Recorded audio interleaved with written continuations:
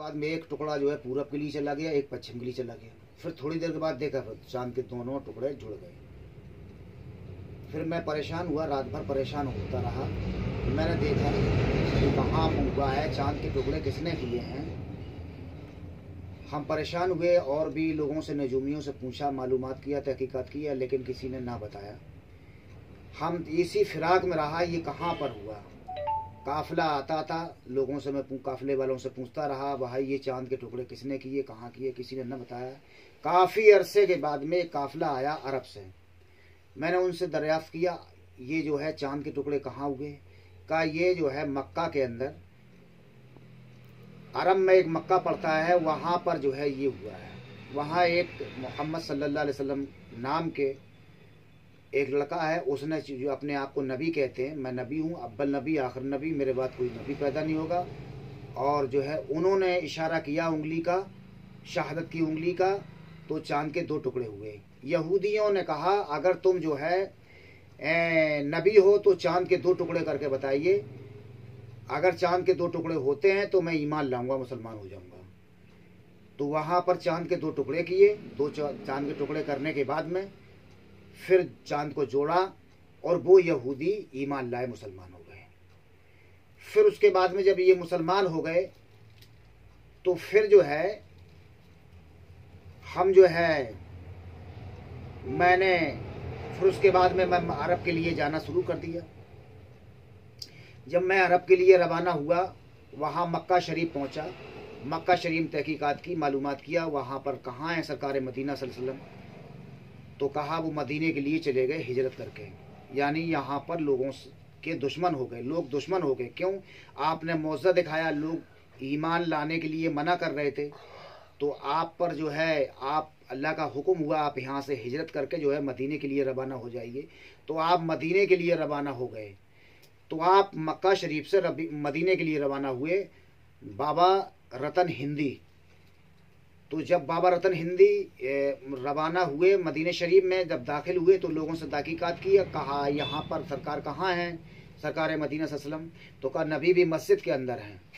तो कहा नबी भी मस्जिद के अंदर हैं, तो आपने फरमाया मैं मदीने मस्जिद के नबी भी में दाखिल हुआ, जूते बाहर उतारे, मस्जिद के अंदर दाखिल हुआ।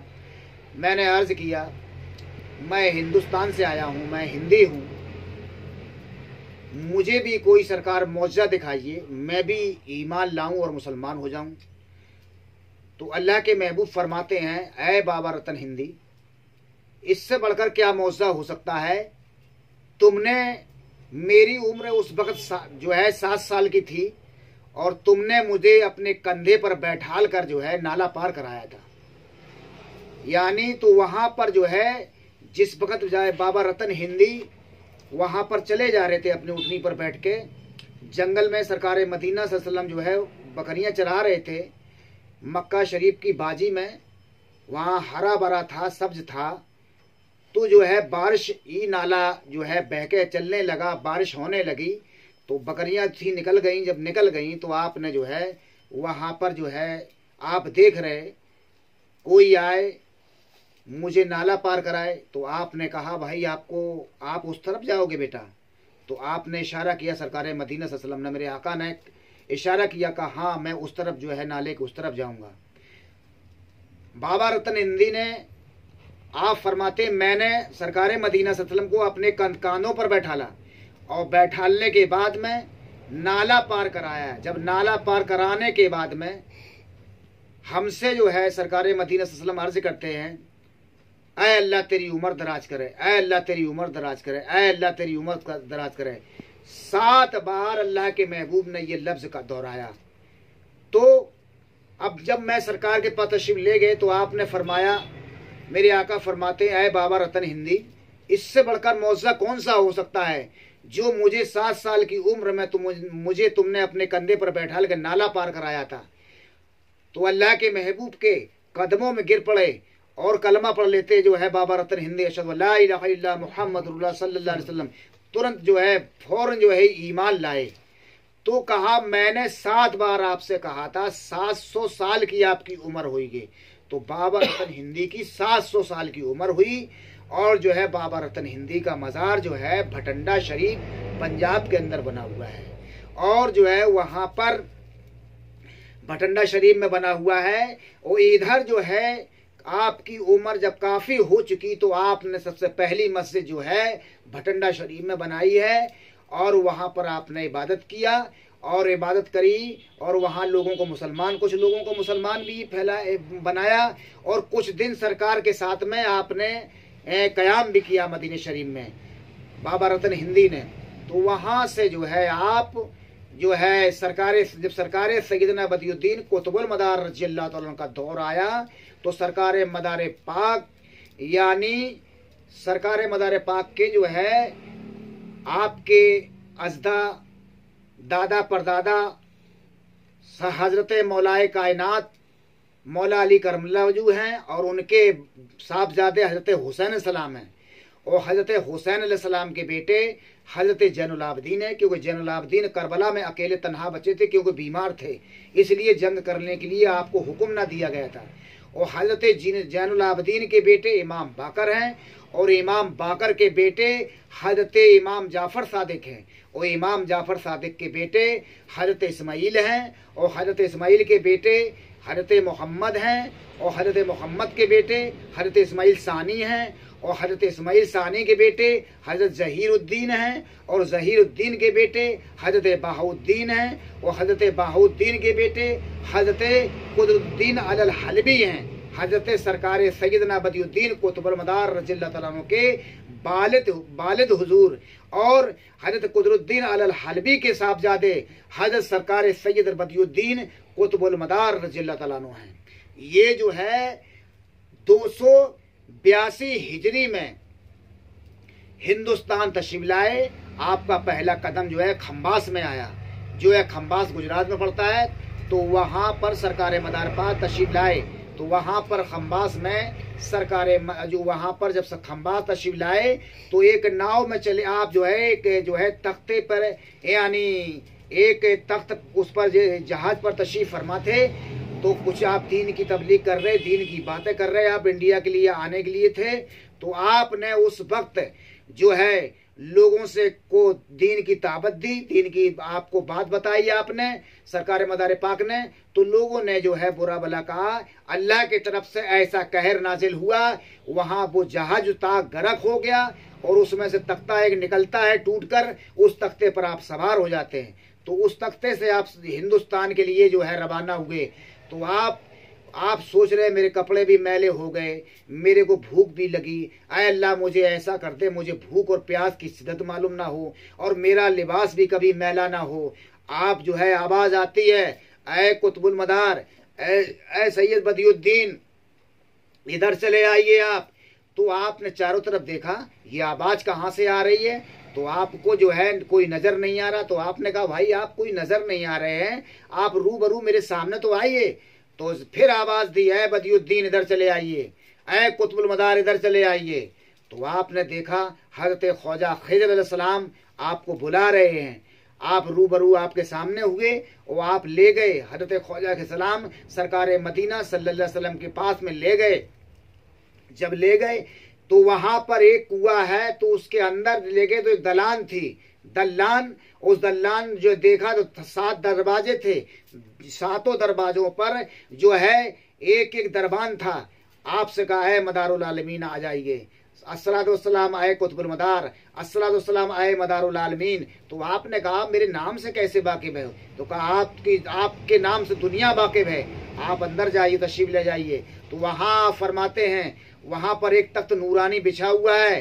तो आप जो है आप उस तख्त पर जो है सरकार मदीना सल्लल्लाहु अलैहि वसल्लम तशरीफ फरमा, वहाँ हजरत ख्वाजा के इस्लाम ले गए, उनको उस तख्त पर बैठा दिया अल्लाह के नबी ने और इशारा किया 2 खौन आते जन्नत से, एक में ताम मलकूती था और एक में लिबास था, आपको कपड़े पहनाए जन्नत के जो है और कहा और 9 लुकमे खीर के खिलाए, यानी ऐ कुतुबुल मदार तुमको कभी प्यास नहीं लगेगी, कभी भूख नहीं लगेगी और ये लिबास तुम्हारा कभी मैला ना होगा।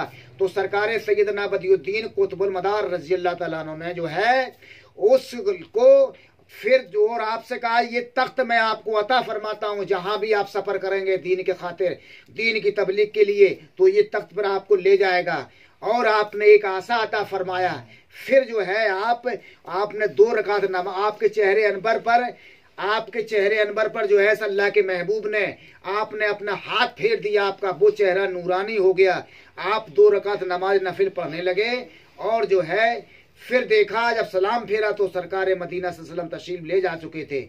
आपने उसी तख्त से जो है आपने बैठकर सफर हिंदुस्तान का सारी दुनिया का किया है। हिंदुस्तान में 1442 चिल्ले हैं सरकार मदार पाक के।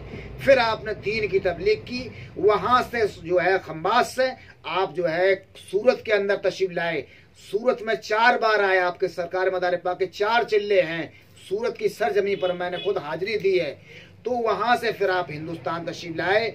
फिर आखिरी मुझे फिर जो है आप वहां पर तशरीफ ले गए, यानी जो है भटंडा शरीफ सरकार मदार पाक आपने दीदार किए बाबा रतन हिंदी के। और जो है वहां पर भटंडा शरीफ में मालूम पड़ा कि नबी के घराने वाले आए हुए हैं, नबी के आले औलाद आई है। आपके जो है मुरीदों ने फरमाया बाबा रतन हिंदी के, तो आपने जो है बुलाया। जो है आप झूले में लेटे हुए थे, रुई के गाले में इतने कमजोर हो चुके थे क्योंकि आपकी इतनी उम्र थी 700 साल की। तो आपने जो है सलाम किया अदब एहतराम के साथ में। आपने जो है दुआएं अता फरमाई आपको जो है सरकार मदार पाक को। वहां पर भटंडा शरीफ में सरकार मदार पाक का चिल्ला भी है और बीच में दीवार है। इधर बाबा रतन हिंदी का जो है मज़ार अक़दस है भटंडा शरीफ में। तो सहाबी रसूल सबसे पहले हिंदुस्तान के मुसलमान अहले हुनूदों में जो मुसलमान हुआ है वो बाबा रतन हिंदी हैं, क्योंकि आप सहाबी रसूल हैं। और सरकार मदार पाक हिंदुस्तान का गोसे गोसे में दीन फैलाया। और आपके अंदर इतना असर था, आपके चेहरे अनबर पर 7 नकाब पड़े हुए थे मदार पाक के। एक भी नकाब हट जाता तो मखलूकात आपके कदमों में गिर जाती, तो मुसलमान हो जाती और कलमा पढ़ते सो ला इलाहा इल्लल्लाह मुहम्मद रसूलुल्लाह सल्लल्लाहु अलैहि वसल्लम। और जो है ये अदा थी सरकार मदार पाक की।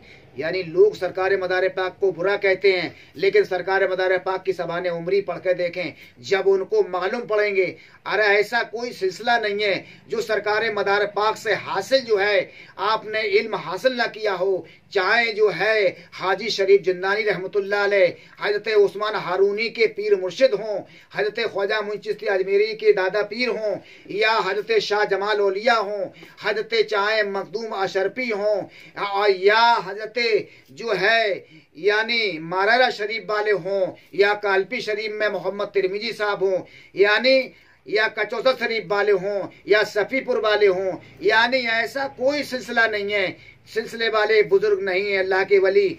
जिन वलियों ने इन खानकाहों के लोगों ने सरकार मदार पाक से सब ने आपसे फैज हासिल किया है, आपने तोहफा जो है हासिल किया है, वो जो है फ़कीरी की नियामतें हासिल की हैं। और आज लेकिन वो इल्म जो है वो किताबों का मुताला नहीं करते हैं, लेकिन उनको जो है अब्बा कहना नहीं चाहता क्योंकि अपना जो है झंडा लहराना चाहते हैं। तो जो अदब करता रहेगा सरकार मदार पाक का या सारे औलिया सामों का, वो कभी जो है फेल नहीं हो सकता है, हर वक्त फ़कीरी में कामयाब रहेगा। लेकिन आजकल के तो मुल्ला हो गए और जो है उनको हराम और हलाल समझ नहीं रहे, और फलाना बुजुर्ग ये है, फलाना वली ऐसा है, वो छोटा है बड़ा है। अरे कोई भी सिलसिला हो, सब हमारे सर के ताज है, सबकी इज्जत और अजमत करते हैं और हमेशा सबकी इज्जत और अजमत करो, और जो करता रहेगा सब कुछ हासिल करता रहेगा। अल्लाह तबारक तआला सबको जो है तौफीक अता फरमाए और बुजुर्गों का आशिक रसूल बनाए, और बुजुर्गों का अल्लाह के वलियों का आशिक बनाए और अपने माँ बाप की इज्जत अजमत करने की तौफीक अता फरमाए।